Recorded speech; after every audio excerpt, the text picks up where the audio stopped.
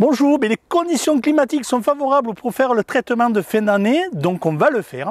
Donc on va voir déjà ça dans l'épisode. On va voir aussi le matériel que j'utilise pour faire le traitement.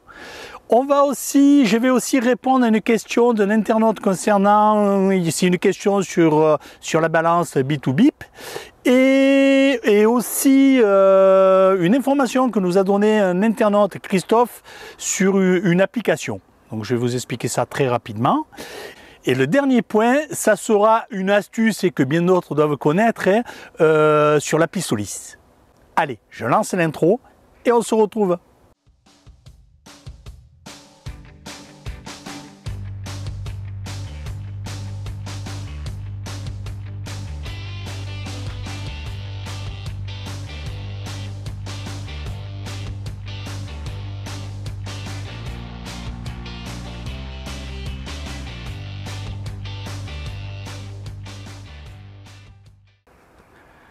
Donc on attaque par le traitement, je fais qu'une ruche, c'est simpliste et au moins pour ceux qui ne savent pas, ça leur donnera des informations et après on passe au matériel. Allez, lève le toit, j'enlève le nourrisseur. Donc je prépare, je mets en route la Pistolis. Voilà. Hop. Ça fonctionne, il n'y a pas de souci. Et je prépare aussi le produit.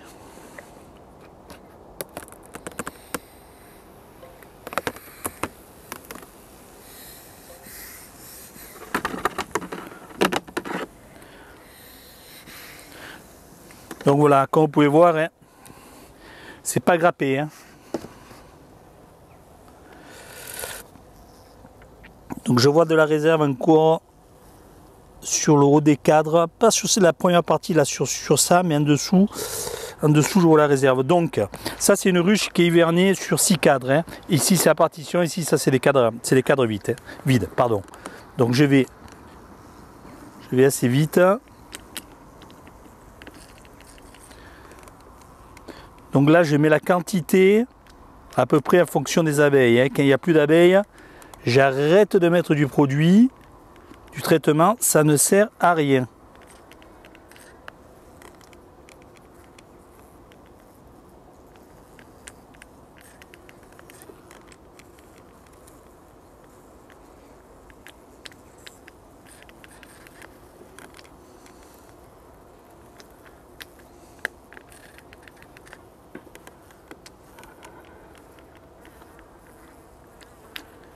Et voilà, ça c'est la partition, j'en ai pas bien sûr de l'autre côté. Donc, je pose ça. Bien sûr, je referme.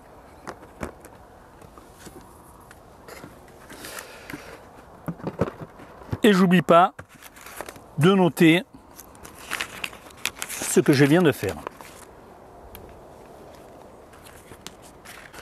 Donc voilà, c'est fait. 22-12 traitement qui a été fait et je referme la ruche. Donc voilà, comme vous avez pu le voir, ça se fait quand même relativement vite, même si là j'ai quand même pris du tag pour vous montrer quand même, pour que vous puissiez voir. Vous voyez quand même que c'est très simpliste à faire. Il faut pas, c'est pas la peine de regarder 10 ruches pour comprendre comment faire un traitement par égouttement. Donc les points importants, c'est surtout la température. N'allez pas ouvrir une ruche quand il fait 0. Faites-le une température qui est supérieure supérieure à 4 degrés. Vous pouvez le faire. Inférieur, c'est quand même un petit peu bas. Donc voilà. Pour ça, moi maintenant, je vais vous montrer le matériel que j'utilise. Donc, j'utilise ceci, qui est un pistolet seringue que j'achète sur Amazon. Ça vaut aux alentours de 22 €. Donc c'est vraiment pas cher. C'est pas cher, mais ça ne dure pas 10 ans non plus. Bien que celui-là, il a quand même une paire d'années. Le seul problème que l'on peut trouver, c'est par la suite le coulissement. Alors, pour éviter que ça bloque que vous ayez du mal, quand vous le nettoyez, que vous le démontez, il faut l'huiler. Et une fois que vous l'avez huilé, ça marche très bien. C'est surtout là qu'il faut faire attention. Donc, allez, je vous présente tout. Donc, ici, j'ai une housse isotherme où je mets mon produit à l'intérieur. Pourquoi? Parce que je mets du produit tiède, aux alentours de 30 degrés. Quand je pars, il fait 35, et quand je le verse, à peu près, c'est dans les 30, et après ça diminue au fur et à mesure. Donc voilà. J'ai un plongeur qui me maintient mon tuyau jusqu'au fond de ma bouteille. J'ai un tuyau. Alors ça c'est des tuyaux, ça c'est un tuyau d'aquarium, hein, par exemple, que j'ai trouvé dans un magasin là où on peut acheter du matériel pour les aquariums. J'ai trouvé le diamètre du tuyau pour pouvoir le connecter au pistolet. Donc ensuite le pistolet, le fonctionnement, c'est très simple. Ici vous avez une molette qui vous permet de régler ici la quantité de produit. Donc là je vais appuyer pour faire partir le produit, pour le vider. Donc je vais m'avancer pour ne pas le faire tomber sur la ruche. Donc voilà. Donc là c'est comme si vous avez mis la quantité entre les intercadres, et quand vous lâchez la seringue, ça se remplit au réglage initial que vous avez mis. Donc le réglage, j'ai déjà touché, vous voyez, on le fait bouger dans le sens que l'on veut. Là je suis à 4 et je monte ou je descends suivant la quantité que j'ai besoin de produits.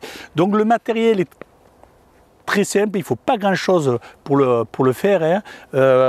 Et vous pouvez ensuite le garder quand même une paire d'années, hein. C'est pas toutes les années que vous allez changer votre pistolet. Moi c'est celui-là, il doit avoir 3-4 ans à peu près, et il fonctionne toujours, hein. Donc j'ai pas de soucis. J'ai pu vite abîmer quand j'avais pas bien compris qu'il fallait aussi huiler. Alors on ne vous le dit pas. J'ai essayé un jour pour voir si ça fonctionnait, et ça fonctionne. Donc maintenant je le fais. Quand je le nettoie à l'eau tiède. Je le démonte, je le nettoie bien et je l'huile. C'est de l'huile, je mets de l'huile de cuisine, hein. Je ne mets pas quelque chose de particulier, c'est de l'huile de cuisine. Et j'ai jamais eu de soucis pour le peu qui peut-être partir avec le traitement. J'ai jamais eu de soucis au niveau d'une colonie en rapport de ça. Donc voilà pour le matériel. Alors, je vais répondre en image à une question d'un abonné sur le principe de la balance B2B pour pouvoir rentrer un lange. Sur ma vidéo précédente, il n'a pas bien compris que le lange arrivait à passer parce que lui, il n'y arrive pas. Donc, dans la vidéo, j'explique bien que je fais avec 3 morceaux de bois. C'est une espèce de hache où je pose les plots, donc ça la surélève un petit peu. Et comme ça, je n'ai aucun souci. Donc, je remonte en image que le lange passe bien. Je vais le rentrer 2 fois pour y montrer, pour qu'il comprenne bien comment je procède.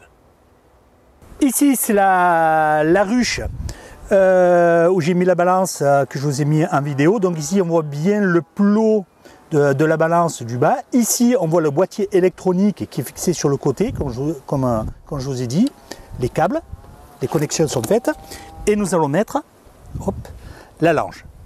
Donc voilà, je prends la lange, je la mets sur mon fond de ruche Nico et je l'enfonce. Alors, ce qui fait que ça passe facilement, c'est parce que j'ai fait ce petit support que je vous ai mis en vidéo la dernière fois, hein. Ça la surélève, donc les câbles passent dessous, donc ça gêne en rien, donc ça passe facilement. Vous voyez, je l'enlève, je la remets, voilà. Voilà la réponse à l'image.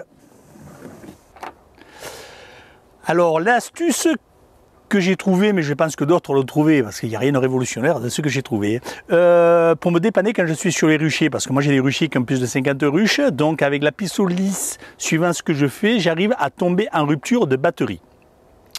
Donc après vous vous retrouvez sans un fumoir où vous allez allumer un enfumoir traditionnel, chose que je ne veux plus faire. Je veux me servir que de la pistole lisse. Donc pour remédier à ce petit problème que j'ai, hop, je prends une batterie que j'ai pour smartphone, parce que comme je filme avec, et il arrive aussi que je tombe en panne de batterie de mon smartphone sur les ruchers, donc je suis obligé de mettre la batterie pour me dépanner. Donc je prends la batterie de mon smartphone et je la branche sur la piste lisse.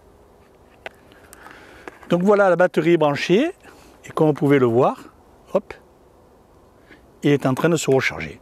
Donc là, il s'éclaire en rouge parce qu'il n'était pas complètement vide, mais je n'allais pas pouvoir continuer.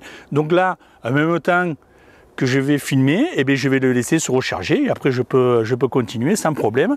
Donc, suivant ce que je fais au rucher, eh bien, je m'organise pour le recharger quand je sais que je vais tomber en panne.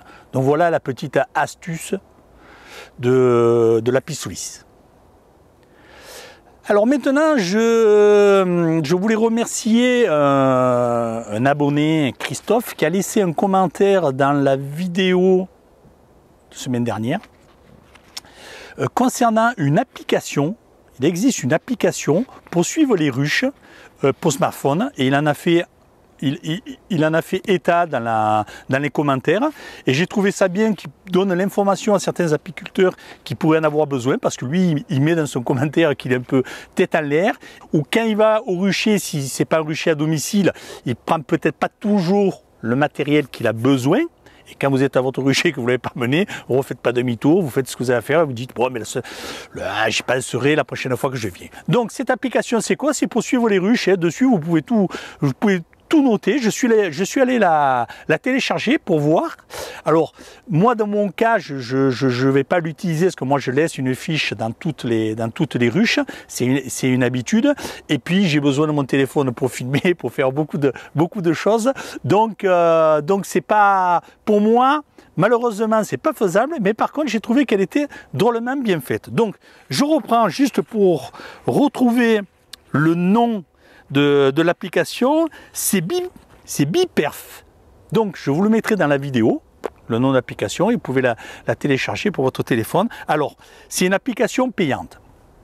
Alors le prix, je sais plus. Hein. C'est pas une fortune non plus. Mais comme tout, c'est pas gratuit. Hein. Le gratuit a toujours quand même ses limites. Hein. Il faut bien que les gens qui travaillent soient rémunérés. Tout le monde travaille pour gagner de l'argent. Ne va pas travailler pour se faire plaisir et ne prend pas son salaire à la fin du mois. Donc là, c'est une application qui est payante. Il en existe peut-être des non payantes, je ne sais pas du tout. Mais par contre, c'est sympa qu'il en ait fait état pour donner l'information à la communauté, parce que je ne pense pas que ce doit être un cas isolé d'apiculteurs qui oublie des choses. Donc voilà. Merci encore Christophe.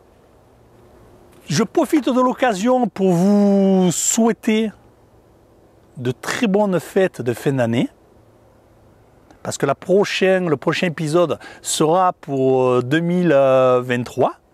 Donc je ne sais pas s'il sera la première semaine ou la deuxième semaine. Je sais pas du tout encore comment je vais m'organiser. Mais le but, c'était quand même de vous souhaiter une très bonne fin d'année 2022 et une très bonne année 2023. Allez, en 2023, au premier épisode, et passez d'excellentes fêtes.